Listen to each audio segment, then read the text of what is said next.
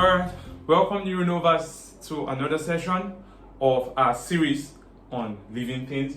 Now we're going to be dealing with the part 5, which is where we'll be discussing cell membrane as a cell structure and also explore its function. So look at the board here. What we have here is cell membrane. So normally you know that cell membrane forms the total barrier. Inside it forms the barrier. It forms the barrier of the cell. So you have the cell, every single barrier or circumference or the perimeters of the cell rather is the barrier of the cell, and that's what forms the cell membrane. Very, very interesting. Now the cell membrane, one of the things I want you to take note of that looking at this is that it is a lipid bilayer. It is made up of lipid, the lipid bilayer. Good. It's a lipid bilayer.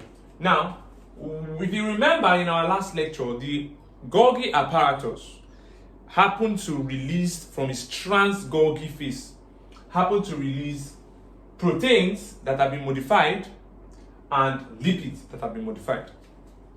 And those lipids that have been modified can either be what and what, we said it. It can either be a cholesterol, we said it can either be a fatty acid, and then we also said it can either be a phospholipid. And remember I said that these guys that have been produced will either do what? Will either form lysosome, that's lysosomal proteins, while some will do what? Will form, what do you call it? Will form membrane proteins, and then the others will do what? Can be excreted. Good. So here now, we are going to be seeing how some of those components that be formed will be incorporating into the cell membrane. Now, first thing first, is that this lipid bilayer is made up of what? Is made up of phospholipids. Phospholipids.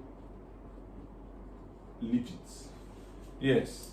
I know phospholipids there forms this phosphate component that is blue here. You see this diagram that we have like this? This part here, where we drew something like this. Right? Good. That comes out like this.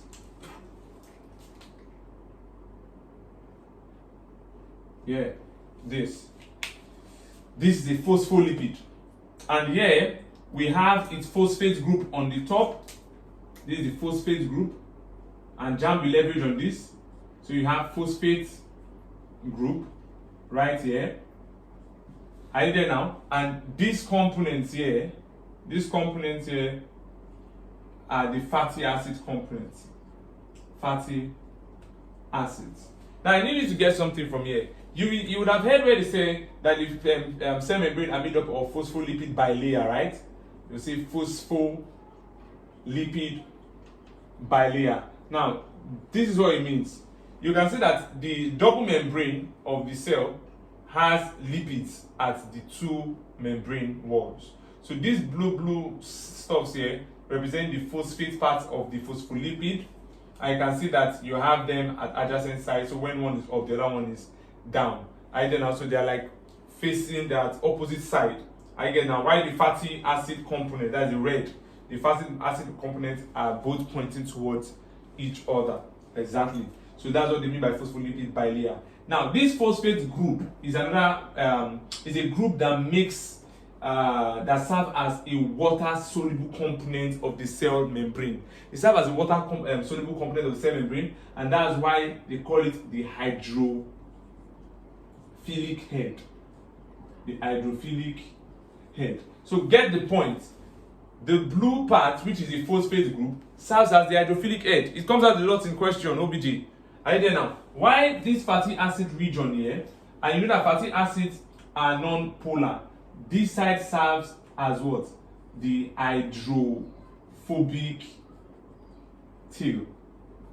So we have the hydrophilic head, which is the phosphate component of your phospholipid, and we have the what? Hydrophobic tail. Are you there now? Which is just made up of fatty acids. Where did the fatty acids come from? The fatty acid that has been released by the what? By the smooth endoplasmic reticulum. Are you there now? And was sent to the Golgi. And the Golgi modified them and bring them here and then incorporated into the cell membrane. You can see that there. So that's one of the things that we have present there. Another thing again that we can see present in the lipid bilayer, which I will use green to write so you can get it, is cholesterol. Now, what is cholesterol? Where is the cholesterol in our diagram? This is the cholesterol molecule. So here you have your cholesterol.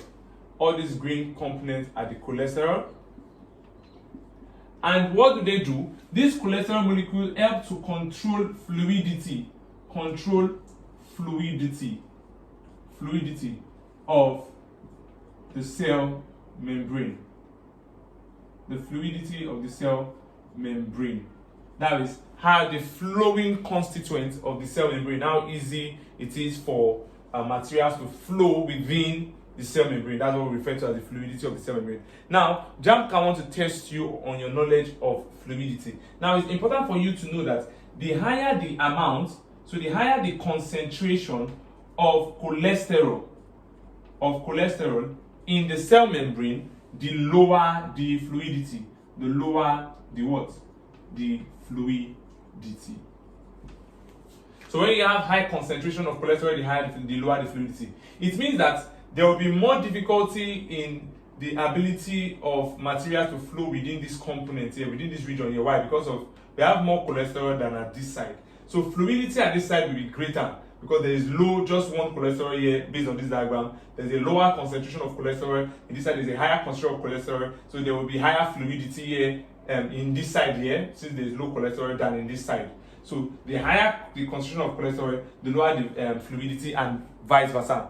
So that's that case for that case. So we have phospholipid and we have cholesterol as major components of the what? Of the cell membrane. Another important thing here we can see in the cell membrane are the proteins. The proteins. So we have proteins there too. In the cell membrane, we have proteins. Are you getting me now? And what do these proteins do? The proteins you see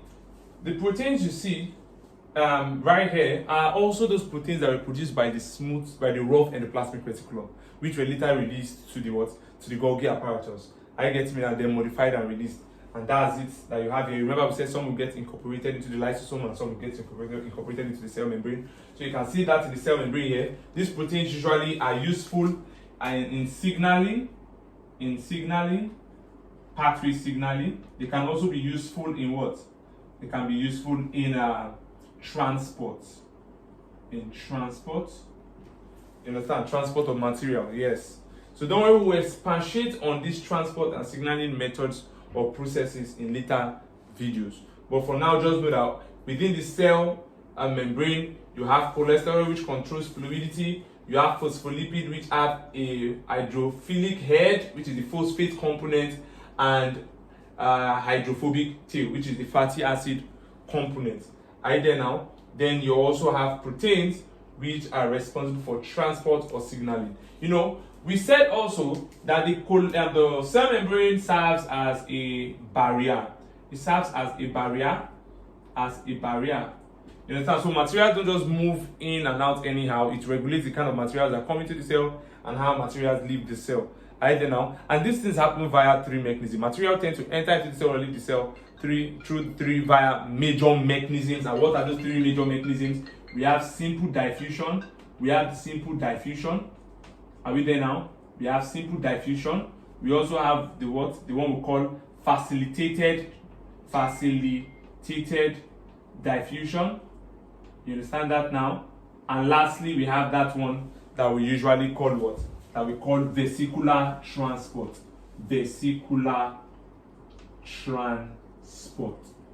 So, the cell membrane serves as a barrier, and materials can only move in or out via any of these three methods: simple diffusion, facilitated diffusion, or vesicular transport. That will be explained in later lectures in depth. You get that now? So we'll explain that in later lecture, each of these processes. But for now, we're just looking at them and highlighting their functions. So that will be that for cell membrane. Please do well to subscribe to our channel and also click on the notification bell so that whenever we drop content like this, you will be informed. Also, drop your questions in the comment section and we'll respond to those questions duly.